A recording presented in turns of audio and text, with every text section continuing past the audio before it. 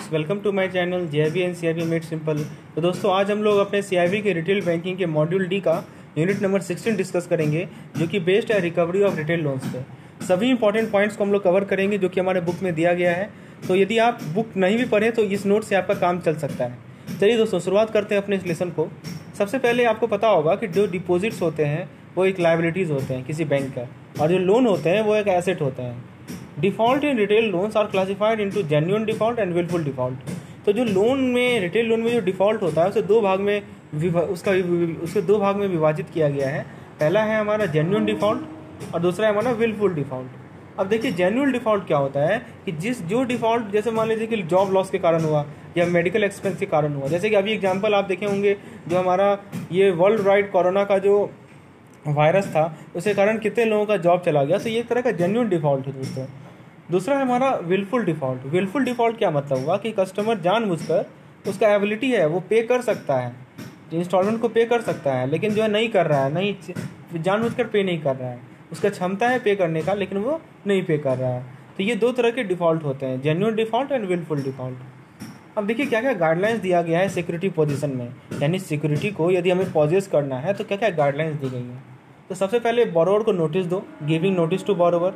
दूसरा है reposition of security. हाँ, जो सिक्योरिटी है उसका रिपोजिशन। एक बार तो हम लोगों ने उसे पॉजेस कर लिया, लेकिन उसको दोबारा पॉजेस करना है। तीसरा है उसका valuation and sale of property. आप उसके प्रॉपर्टी को का वैल्यूएशन कीजिए और फिर उसे आप बेचिए, ठीक है। और चौथा है opportunity for the borrower to take back the security. हाँ, बोरोवर के पास एक अपॉर्चुनिटी होना चाहिए कि वो सिक्योरिटी को वापस ले ले, ठीक है दोस्तों। तो फ्रेंड्स, ये स्टेप याद रखिएगा, ये चारों के चारों इंपॉर्टेंट गाइडलाइंस हैं कि किसी भी सिक्योरिटी पोजीशन में। बैंक के पास क्या होता है दोस्तों, banks have recovery agents for recovering overdue डेप्ट फ्रॉम बोरोवर। तो बोरोवर के पास जो ओवर ड्यू डेप्ट्स हैं, ठीक, कर्ज हैं, और जो ओवर ड्यू हो चुके हैं, उसको रिकवर करने के लिए बैंक के पास क्या है, तो रिकवरी एजेंट है। रिकवरी एजेंट का काम ही है कि वो ओवर ड्यू डेप्ट बोरोवर से रिकवर करेगा, ठीक है। Recovery of dues can be done through Lok Adalat, डेप्ट recovery tribunal and SARFAESI act. तो दोस्तों, जो ड्यूज है, जो ड्यूज है उसका रिकवरी किन किन माध्यमों से किया जा सकता है। तो एक टूल है, कौन कौन से टूल अवेलेबल है हमारे पास। सबसे पहला टूल है दोस्तों, वो है हमारा लोक अदालत। दूसरा टूल है हमारा डेप्ट रिकवरी ट्रिब्यूनल, जिसे शॉर्ट में DRT कहते हैं। और तीसरा टूल है हमारा सरफेसी एक्ट। तो ये तीन हमारे पास ड्यू को रिकवर करने के लिए एक्ट है, ठीक है दोस्तों। इसके बाद जो रिकवरी एजेंट्स हैं उन्हें मिनिमम 100 आवर्स ट्रेनिंग, सॉरी दोस्तों, मैंने यहाँ पे हाउस लिख दिया है, ठीक है, ये गलत है, आवर्स होगा। तो जो रिकवरी एजेंट हैं उन्हें मैक्सिमम 100 आवर्स ट्रेनिंग मिलना चाहिए। 100 घंटे का ट्रेनिंग मिनिमम उन्हें मिलना चाहिए, तभी वो सीख पाएंगे कि कैसे हमें ड्यू को रिकवर करना है। चलिए, उसके बाद दोस्तों जरा लोक अदालत के बारे में बात करते हैं। लोक अदालत का काम किस लिए यूजफुल है। तो ये यूजफुल है पर्सनल लोन के रिकवरी के लिए, क्रेडिट कार्ड लोन के रिकवरी के लिए और हाउसिंग लोन के रिकवरी के लिए। और कैसा हाउसिंग लोन, वैसा हाउसिंग लोन जिसमें 10 लाख से कम हो, जिसका अमाउंट कितना हो, 10 लाख से कम हो, ठीक है दोस्तों। तो ये तीन तरह का लोन लोक अदालत के थ्रू रिकवर किया जा सकता है। जहाँ तक बात है सरफेसी की, आप लोग JIB में पढ़े ही होंगे सरफेसी के बारे में डिटेल में। तो सरफेसी एक्ट जो है वो अल्टरनेटिव मेथड प्रोवाइड करता है NPA रिकवरी के लिए, ठीक है। तो सरफेसी एक्ट किस तरह के रिकवरी के लिए हेल्पफुल होता है, तो नॉन परफॉर्मिंग एसेट की रिकवरी के लिए, जिसमें आपका सिक्योरिटाइजेशन आता है और एसेट रिकंस्ट्रक्शन आता है, ठीक है दोस्तों।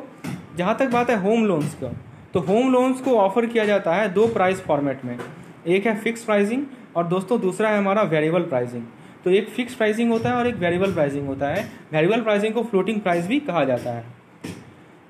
बोरोवर के पास क्या क्या ऑप्शन है, तो बोरोवर के पास जो जिसने लोन लिया है वही तो बोरोवर है। तो बोरोवर के पास ये ऑप्शन है कि वो EMI को, हायर EMI को पे करे, यानी तो सेम EMI को पे करे अंडर एक्सटेंडेड रिपेमेंट मेथड, ठीक है।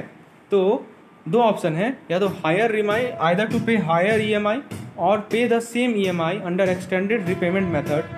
और इसी को कहा जाता है दोस्तों रीशेड्यूलिंग ऑफ रिटेल लोन्स, ठीक है।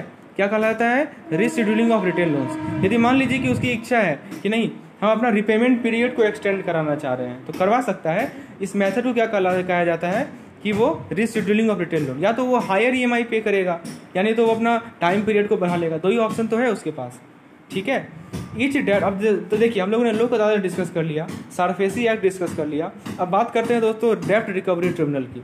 जितने भी डेब्ट रिकवरी ट्रिब्यूनल हैं वो प्रिसाइडेड किए जाते हैं प्रिसाइडिंग ऑफिसर के द्वारा, और जो प्रिसाइडिंग ऑफिसर होते हैं वो जनरली जज होते हैं डिस्ट्रिक्ट एंड सेशन जज के रैंक का, ठीक है दोस्तों।